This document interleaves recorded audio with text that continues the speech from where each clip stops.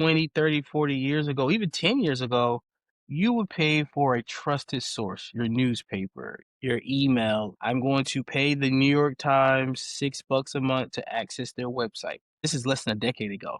Now people are paying 20, 30, $40 for an opinion that may not be true. It's opinion based. A lot of podcasting is opinion based. A lot of the true news is free. Welcome to PodBiz, the money behind the mic, where we get into the business of podcasting. I'm Norma Jean Belenke, a podcast and media strategist, specializing in marketing and audience development.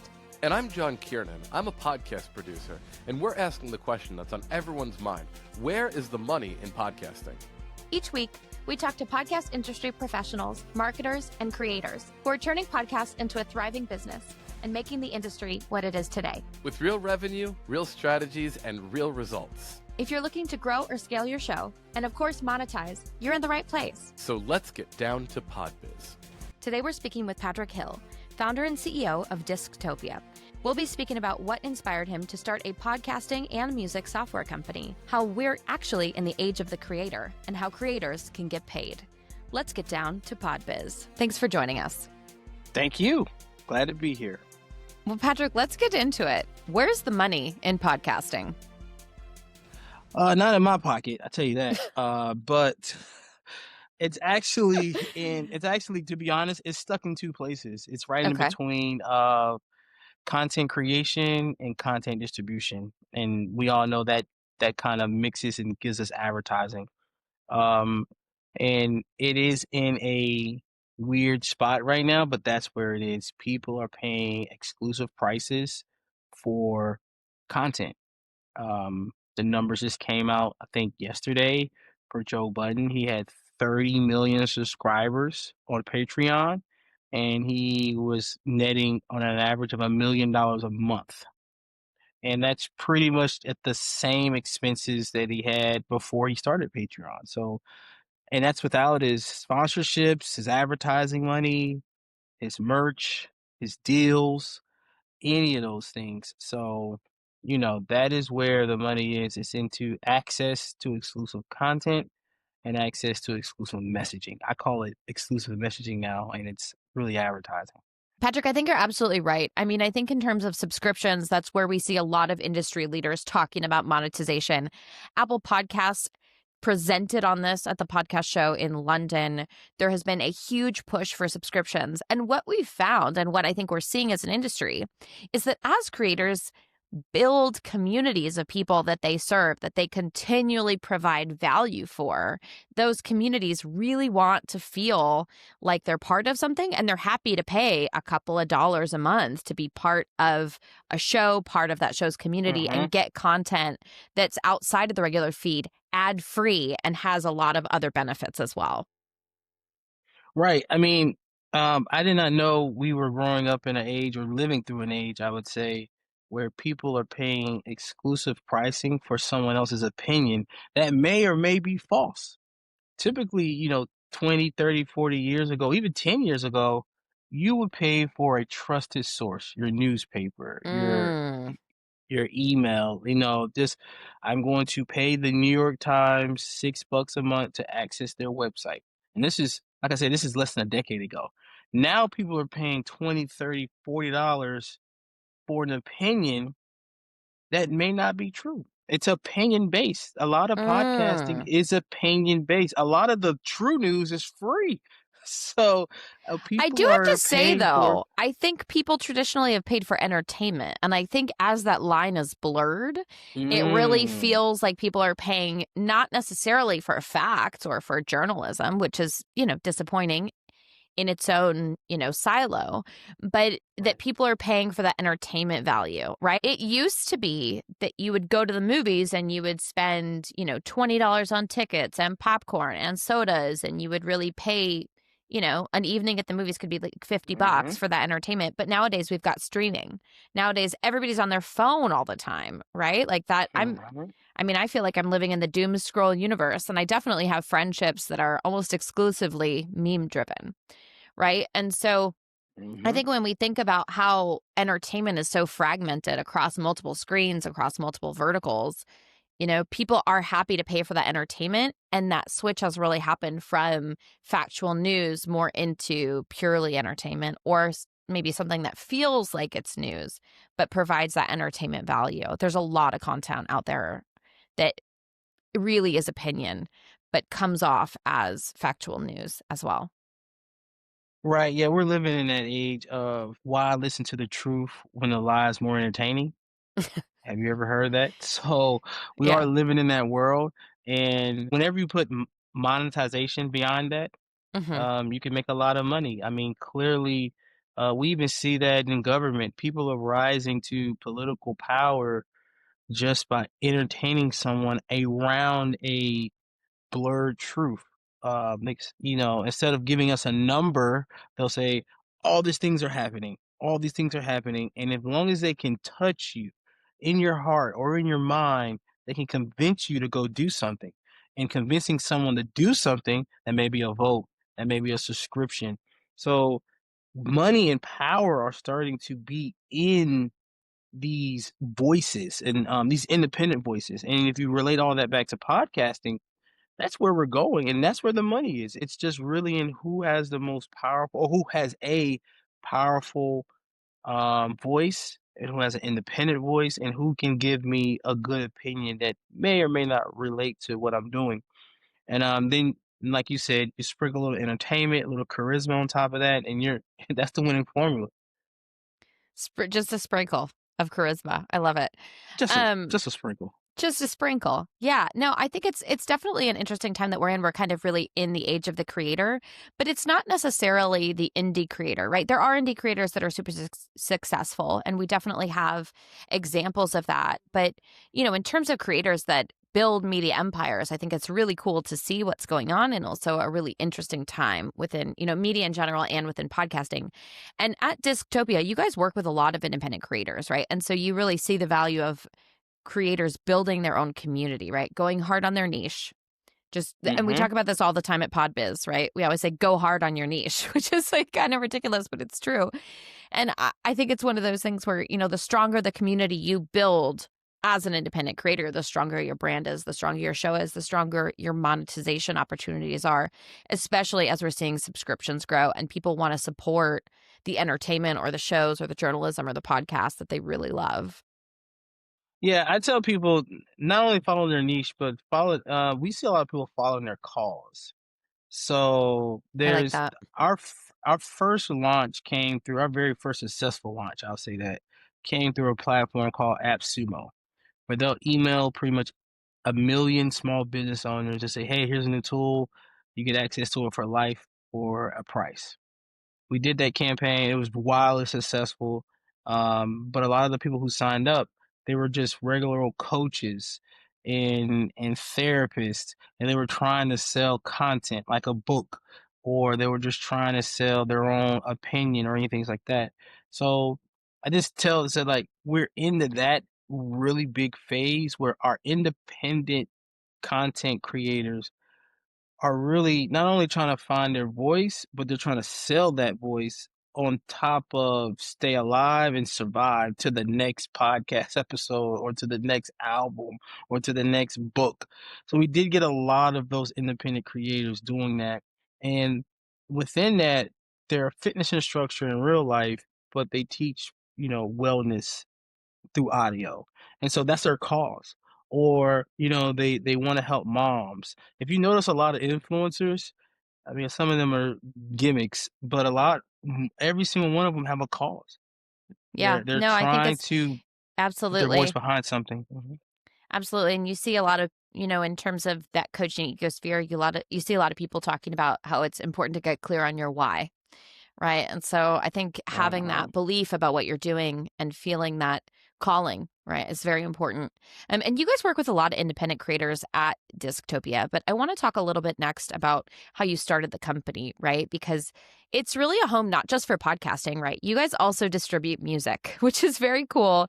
You have a few Yeah. different functions that the company has. So first off, tell us a little bit about how podcasting integrates into that, and then how your journey got started within the podcasting industry, because it's quite Well, unique. we've always been for the creator. My main number one mission still is our mission. is to get people's content out and get them paid. I used to tell people before I did something very dangerous, I would remind myself, well, my insurance is paid up and I'm all prayed up. So those two things I relate back to creators, where you have to have your content out and you want to get paid for it. So one of my friends knocked on my door. This had to be almost at this point 10 years ago. He knocked on my door. He said, "Can you burn me a CD?" And I told him no. I wasn't burning him a CD in 2016. I was like, no, but I'll build your website and I'll put it on you can put it on Twitter, you can put it on Facebook. Those were very popular 10 years ago. And Yeah. he did that. I built him a website. He put his audio up there. It was his mixtape. He tweeted it out. He put it on Facebook. And, he got $250 selling, a $25 mixtape in 1 hour. And that is what really sparked me like, oh, I could just build a website for every independent artist. And so I did. I started building websites for people and putting a PayPal button up there. And I was like, there got to be a better way, a platform. And at the time, the two biggest platforms for doing that type of music was Bandcamp and SoundCloud. And like literally right before they decided to like implode on themselves, I stopped. I got busy with life and I didn't do it. I copyrighted the name, bought the domain name, and didn't work on it for about 3 years. Seriously, anyway. And then one day I woke up and was like, hey, what happened to that thing, Disctopia? Let me go ahead and build that platform. We started building the platform. And then an indie artist, we had a few customers, had about 100 to 150 customers. An indie artist in the pandemic said, hey, I need to upload my podcast. And I said, upload a podcast? But this is a music site. And they were like, I just need an RSS feed according to Spotify. And I said, oh, okay, give me a week or two. I met another guy at one of the contracts I was working at. And I was like, hey, can you help me build an RSS feed, get this podcast going? And we got podcasting up and going. Often one indie artist who wanted to do a spoken word album, but wanted to release it as a podcast. And so we did all that during the pandemic. And in the pandemic, we overbuilt. And we kind of built a whole entire podcast hosting platform on top of a music streaming platform. So now we're streaming and we're a host. So we do both. Yeah. And and then coming out of the pandemic, we got a call from Podcast Movement. This was like their second or third show out of the pandemic. They're like, hey, we'll give you this kind of booth. You guys really should be here. We think you're doing good things. And we got there and the podcast industry just embraced dystopia way more, if any, than the music industry did. We went to so many music conferences, and if we were not, a label handing out $50,000, $100,000 record deals, or if you were not Apple at the time, Spotify was still growing fast.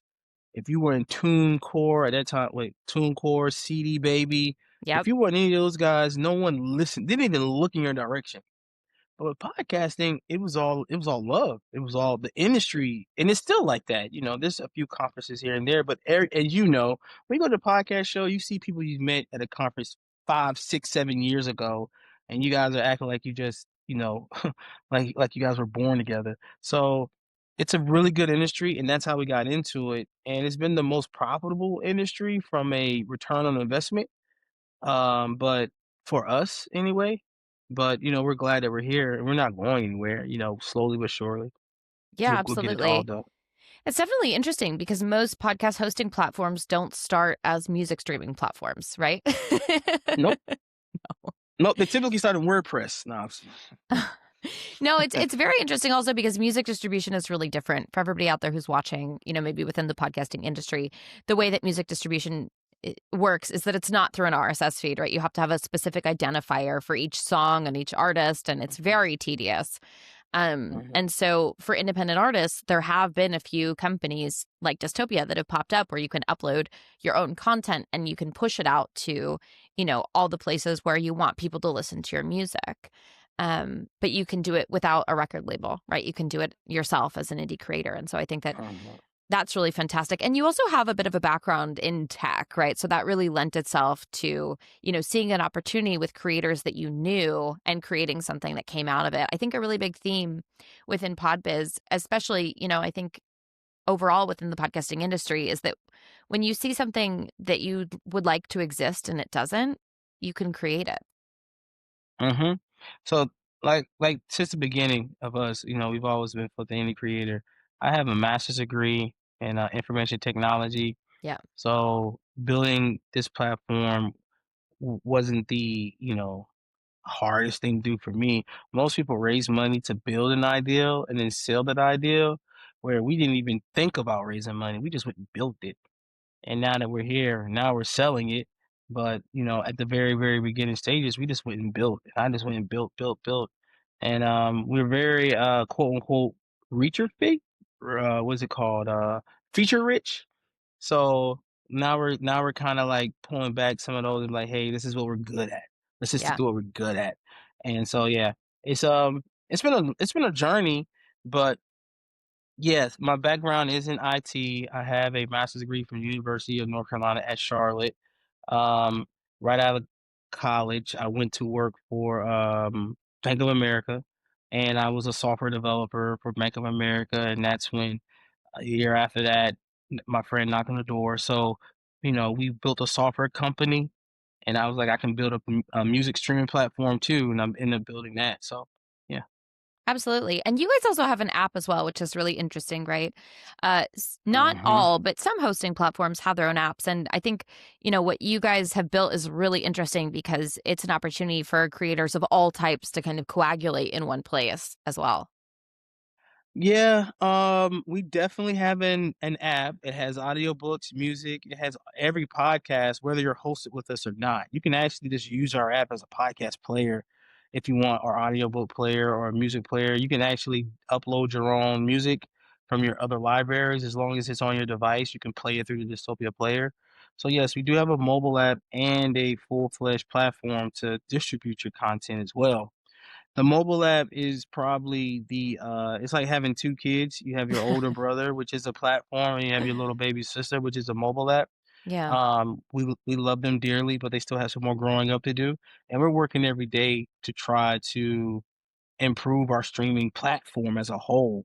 Um, Technology, outside of AI, the fastest growing technology is streaming. It is going to be the way we digest content.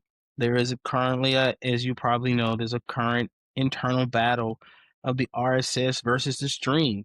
The big players want the stream. They want to stream it because it probably saves the big guys billions of dollars a year to not have to download an entire video or audio file. Yeah. Where in the podcast community, the RSS is like the foundation, the blood, the heartbeat of the industry, because that's the way that podcasters distribute information. So that battle's going to continue for a while until the money moves to the stream. And I believe the money is going to move to the stream within the next 3 years. I don't think that the RSS feed will be around. The RSS feed will be around, but the actual file itself will be in a file they call HLS, which is a streaming format. It's not an MP3 or MP4 or WAV file. It is a file that is built for devices to stream the file instead of Wow. having to download it. So I Well, do that's an believe that is interesting, where. yeah. It's a very interesting prediction. I think also, the RSS feed and what it's enabled creators to do independently has been a real hallmark of the industry. So it'll be an interesting thing to see how that evolves. Absolutely. Yeah, I mean, and we're here for it. We're here for it. So yeah. Absolutely. Well, Patrick, what would you say is one key move or metric or even mindset that's made the biggest impact on your podcasting career building Dystopia? I would say the biggest impact is the people. Um Dystopia is whenever someone asks me like, "Oh, Patrick, how are you doing?" I could be having the worst day. Yeah. Um, Someone could have died in my family, and I'd have been like, "You know what? I'm living a dream." Um, this journey of Dystopia has opened so many doors, Yeah. and taken me so many places that I probably would have never just went on my own. And I met so many different people and learned Uh, about so many different cultures, and just whenever you go to a conference or you ever go to a show, or wherever someone emails me, like a guy emailed me today and said he has a podcast about abandoned buildings, where he goes into the abandoned buildings and he records what he Wow. sees and tries to Yeah. put a visual. Like, I would have never known that. And he just travels around towns Yeah. in the Midwest looking for abandoned ghost towns and stuff like that. Wow. So you pick up these weird, I don't say weird, you Yeah. pick up these unique podcasters, you pick up these unique people. So I would Yeah. say the best thing is relationships. And I would, like I said, coming from North Carolina, I would have never been able to do that. And then you sprinkle the technology piece on it, and it's right in my wheelhouse. Yeah, absolutely. And what would you say is, the thing that makes the difference with the creators that you guys work with at Disctopia? Well, the biggest thing that the creators that are on our platform, they understand one rule. They understand that long form gets you paid, short form gets you noticed. So we've always preached that long form is how you increase your pockets, it's how to increase your bank accounts, how to increase your brand. And the short form is really just to get you noticed. The clips, the Twitter, the tweets, or whatever, X, all that short form content is really to get people noticed. The memes and the reels. And we try to tell people, like, yes, build that up. Build up your influence on social media and YouTube. But when you get ready to actually make money, you have Yeah. to have long form. Um, you could put a 60-second ad in a 2-minute video, or you could put 9 60-second ads in a 40-minute conversation. You're always gonna get paid more in long form. And I can do this all day. We can do ads, we can do merch, we can do product, we can do live shows, subscriptions.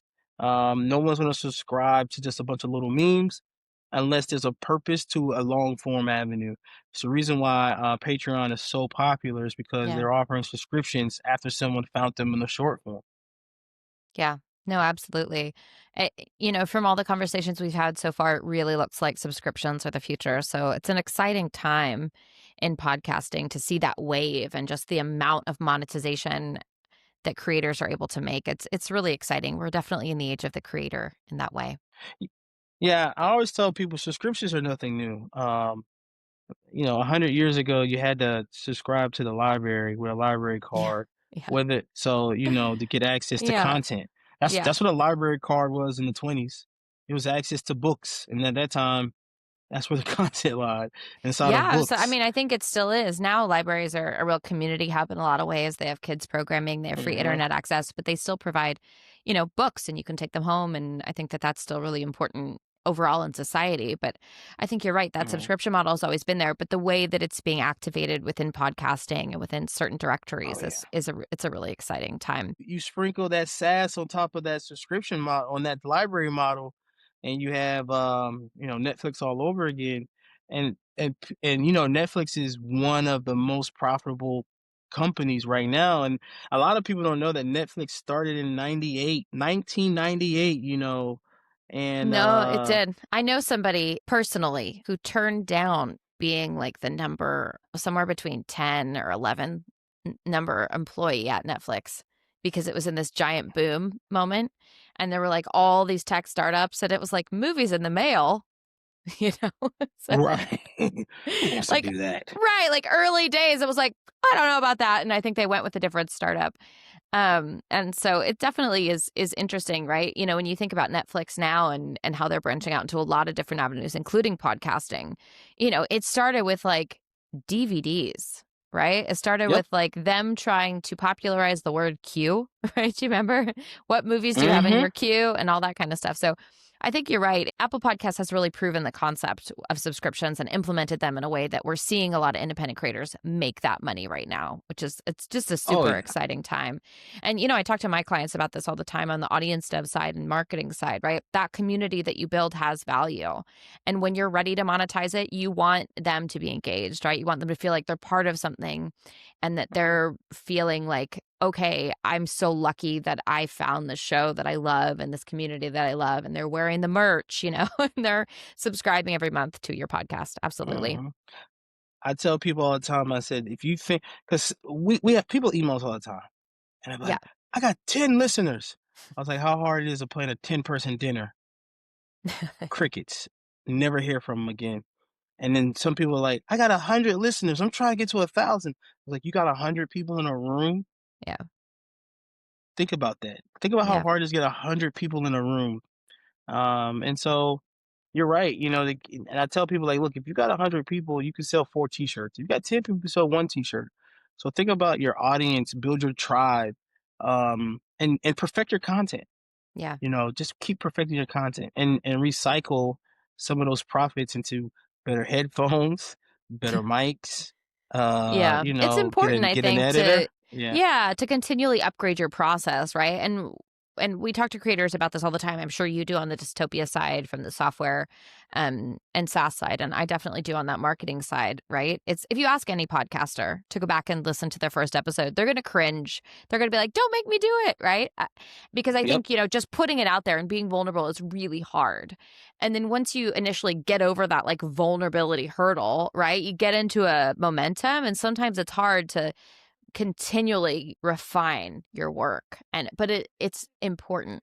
And so I think that's a really valuable tip, absolutely, of just keep getting better, right? If you're tired of editing or you notice that it drags, hire somebody.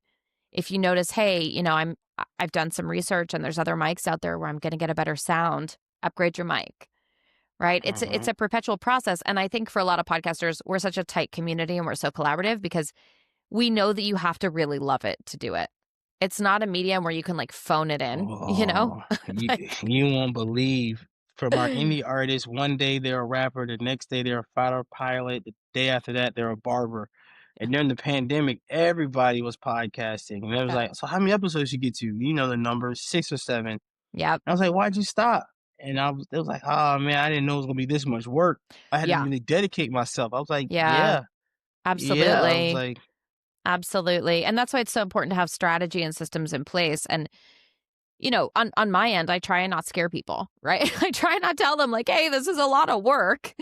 I just try and say like, hey, what parameters can we put in? What strategy can we implement to ensure your success versus like, you know, what is this? A center for ants? Because you definitely want people to be prepared and to know what they're getting into. And I think as podcasters, um, and people within the industry and people who are proponents of the medium, we don't want to see burnout, right?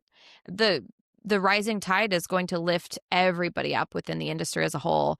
And the less burnout we experience Mhm. as an industry, the better we thrive as an industry as well.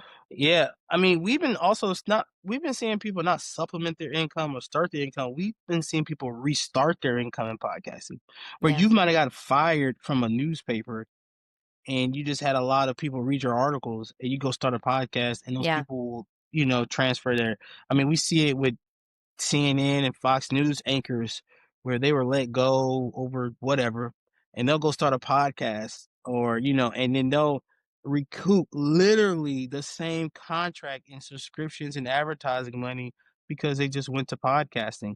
Yeah. So, we've seen that, and that journey is not going to be over, but like you said, the tide is rising all boats, but not just that, it's actually saving people. Yeah. Patrick, what's something that people don't know about what you do? A lot of people don't know that we have merch integrated directly connected to your podcast. We actually just dropped a YouTube video about that. And the person we hired to make the YouTube video was so excited about it. She was like, "I can't believe you integrate merch directly to the episode, into the channel." So that's one good thing that we do. Also, people don't know is that we actually build streaming platforms for people. Um, we'll actually build a hospital their own streaming platform for training for nurses and doctors so that they don't have to upload their proprietary information to YouTube or make it really hard by putting on the company's intranet. And 80% of their employees don't even have a laptop. We've done that before. We've given schools their own proprietary streaming network where kids can upload their own podcasts.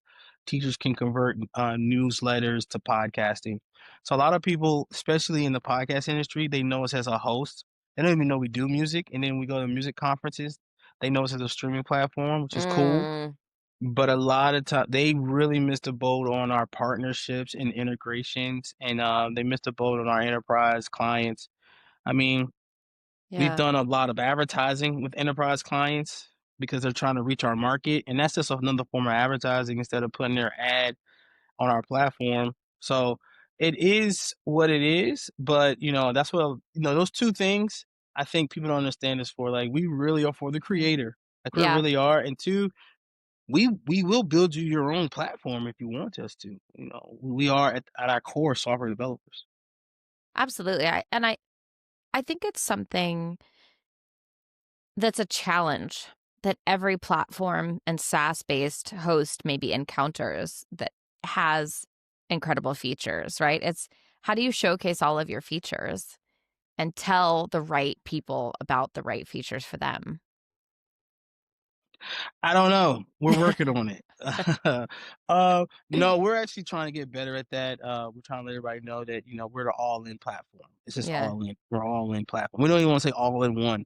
We're just all in. You're Whatever, just all in. It's whatever. like Yeah, we're all in. Yeah. what is that? Like the Three Musketeers, We're all in, all for Yeah, one. one for yeah, yeah. Yep, exactly. All And for one for we're all. just gonna No, absolutely. It's one of those things I think that's hard, right? And I don't necessarily think it's exclusive to podcasting software companies, but it is an interesting phenomenon that happens within software, right? Where you build a platform and you get users and they're excited about it and they love your community. And then you deploy new features, based on feedback, user feedback, UX, all that kind of stuff, what the industry's doing, monetization, all of that. But it definitely is something that I think that a lot of SaaS companies and software companies must face, right? And so it's that prioritization. It must be, right? And it's maybe about that diversification and like, okay, you want to be everywhere at once, right? But where is the place you need to be right now or next or which conferences and all of that as well. Yeah. right. So yeah, we used to have this tagline that everybody is an artist. I love that. And yes, people do love it until you run up on a real artist and they're like, why? I'm an artist. Everyone isn't an artist. I was I'm an like, artist and I think geez. everyone's an artist. I don't know about that actually. I mean, That's I what I have a said. creative background. I mean, I have like 4 albums out and I sing a lot of jazz and I used to run creative like workshops to help people build their own creative practice and I drew an Mm-hmm. original cartoon every day for 3 years. Um and so I think that it's interesting, right? Like that line because a lot of artists that are independent cross that threshold. And the thing that distinguishes them is both the quality of their work and, that Malcolm Gladwell outlier 10,000 hours and kind of that combination with, maybe like that Angela Duckworth kind of Mm-hmm. grit, right? So it's just that Right. continual showing up. And I think that we see that a lot in podcasting as well, right? The thing that distinguishes successful podcasters from maybe the indie guys is that they're not only continually refining like we talked about, but they're continuing to show up and refine. And we see it time and time again. Somebody has no knowledge and they are like, I want to start a podcast. And you see that showing up day after day and you see them learning and you see the grit in action and you see them continue to show up and continue to show up. And then you see them refine those skills. And then people start asking them about those skills. And then they start offering those skills. And then they become a podcast service provider. And then from there, after they've been a podcast service provider for some time, they start teaching other podcast service providers. And maybe they become a subject matter expert in editing or podcast marketing or artwork or graphics or audience development specifically.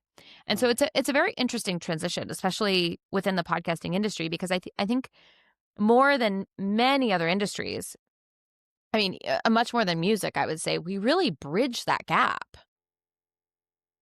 Yeah. And it's not just, understanding that, but all of it together. When we used to say that, we literally thought, well, anyone can, Yeah. make a tune or anyone can start a podcast. Right. And as we got more and more into the industry, it was like, well, maybe she was right. Well, maybe this isn't for everyone. When we started looking at the data, I mean, we might bring that tagline back. I mean, it's something that, I came up with and things happen in threes. So we just like that tagline. I But you're love it. absolutely correct. No, it's definitely just an interesting phenomenon to observe because also because I have a music background, like there is a definitive distinction in music, right? Between indie artists and artists signed to labels, right? And within podcasting, that line is really blurred. There's a lot of independent creators that are making network money, right? There not as many as there are with networks, but also we see it and it's common. It's not unheard of. And so Yeah. it's a very We all interesting thing. Yeah. we always used to say there's two type of indie artists. Ones who want to be and ones who have to be. So the ones that have to be indie, there's things that I you need to love do. that. So, and there's some that just they don't care. They just want to be indie, like they're really indie. So there's two type of artists. There's two type of indie artists. Ones that want to be and ones that have to be. No, 'Cause it, absolutely. I think that that's absolutely true. Absolutely. Well, Patrick, if you had to start over again today, what would you do differently to grow faster or smarter within, your journey with Disctopia oh, and podcasting? that's easy. We have the hustle. We have the commitment. We have the consistency. I would sell first. I would just sell a subscription and Mm. and tell them it's coming soon. Yeah. Subscribe now. Don't worry about the product. Because I was that confident in my tech skills, which we are good, and any bug will squash it. I tell everyone that. But I took time to build it and build it and build it and tweak this and tweak that. Then I sold 100 subscriptions here, sold 25 subscriptions there, ran a small campaign in the new, like we don't even do email campaigns. Like we spoke to a consultant last week. It's like, how many emails have you sent out over the last 5 years? And we counted them up. It was like 30. And she was like, you sent out 30 emails in 5 years? It's like, yeah, we've been building. She's like, yeah, you haven't been marketing either. And so if I had to do one thing over, it wouldn't be build so much. It would be sell, sell, sell. Like just sell what you have. I don't care if you Yeah. have a sign up list. You got content, sell it. Yeah. If you convert an image into a podcast cover or album cover, sell that until you do hosting. Oh, now we have hosting too. Because I've realized the tools that are around the industry, you have people that only do one thing. They don't even host. They only do this one thing. They only collect ratings or they only give you a website. They Absolutely. only do this. And these guys have 10, 20,000 subscribers in the first 3 months because they did one thing and sold it and they kind of just stopped. I wouldn't have, but that's what we should have done. Just sold what we had. Absolutely. Done is better than perfect, for sure. Yes. And I think that a lot of people who are creating things, whether it's a software company or music or a podcast, really suffer from that. And I also think that someone else came on the podcast and talked about this recently, Laura Joyce Davis from the Stanford Storytelling Project. And she said that there's this learning curve or kind of a catch up between, and I think it was from an Ira Glass clip that she had seen on YouTube. It's that when you first start out or when you're first building something, you have a vision of it, and your taste is there, but your skills to get there and the time you need isn't there. And so it's very interesting to see how that develops. And so I think as human beings, we're very impatient, right? And we want our skills to catch up with our taste before we show it to anyone else. But actually, that journey is important. And I think it's important to include people on, and it's important to release into the world in a lot of ways. Absolutely. It's been interesting to see your evolution as well with all the new features you guys have out. We ask everybody one last question here at PodBiz. What are you most excited about coming up within the podcasting industry? In the podcasting industry, I'm very excited about podcast videos and the Videos. capability for streaming. Yeah, I am because honestly, I mean, we talked about this a little bit before. It's like every industry, every little thing kind of needs a buffer from the real and the unreal. Yeah. And you're going to see when video really takes off in podcasting, you're going to see some really creatives. You're going to see some really nice conversations. I think people are going to go more in depth into documentaries by mixing the audio and with the video. I think people are going to go really dark with the experiences. I've always loved Disney podcasts because it bridges the comic book, the movie, and the actual physical book and story. And if you love a character, my favorite Marvel character of all time is Spider-Man, but my favorite one, just for common sense, I will say, is Black Panther. And the stories that you get in the podcast. Okay. Why? Wait, just really quick. Why is there a common sense answer? Because if I would have known a Black Panther growing up as a kid, that would have been my favorite Oh, got character. it. Because there was right. Because Black Panther wasn't as widely. Yeah. Okay, that makes sense. Right, and Okay. the sad part about it, it was made in the 70s, but it wasn't widely Yeah. distributed or widely televised as Spider-Man. Yeah. So Spider-Man's No, my right. favorite character because I grew up with it. But common sense would tell you if you would have just had that one out, that would have been my favorite. Makes sense. But if you listen to the Wakanda podcast and the way that, the book and the comic books, and you go watch the movies and you see the small things that you see around that experience, you get pieces of different characters because the movie can only do so much. But the podcast gives you more in-depth Killmonger, who is, one of the mortal enemies of Black Panther and T'Challa. Mm-hmm. So I think that's where we're going. We're going to start getting super fans. I've always told people that podcasting is an extension of you or extension of your brand. It can be a loss leader. I do think after all my HBO shows, it tells me to go listen to the podcast. Like right now, The White Lotus, you want to find out more about Tanya and how crazy she was, go listen to the podcast. I don't know if you watch White Lotus or not, but it's one of my favorite. It was one of my favorite shows right now. Love it. I've always listened to the Game of Thrones podcast as they go deep into characters and the leads and things that you miss because, to be honest with you, I could not read a Game of Thrones book. It just looks like it'll take me 4 years.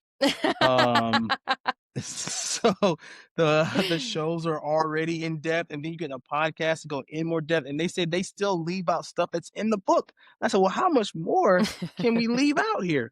There's how much is in the book? Lineages. Right, exactly.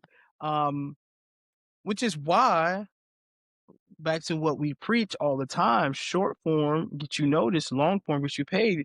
It's the reason why they're redoing the whole entire Harry Potter series as a TV series. They're literally going to go line for line as in the book because every season will be one book. And it's going to be hard to miss something out of 8 one-hour episodes. Remember, they did pretty good with the movie being an hour and a half. Imagine getting a whole book for 8 hours. You're not going to miss not one line. And you're going to go in depth that the book went into. This is smart on both ends, content-wise and business-wise. Why not keep recycling and rinsing that story? It's very interesting. I think you're right. That's such a great example. And, I love the world building that we see within podcasting and how that keeps expanding. I think that is a really great thing to look forward to. Yeah, absolutely. The universe creation is what, Disney did a real good job of Marvel on creating the universe. Not everybody has a universe. Everybody. People who don't need a universe have a universe. Yeah, no, absolutely. Well, Patrick Hill, founder and CEO of Disctopia, thank you for joining us here on PodBiz. Thank you. Thank you for having me.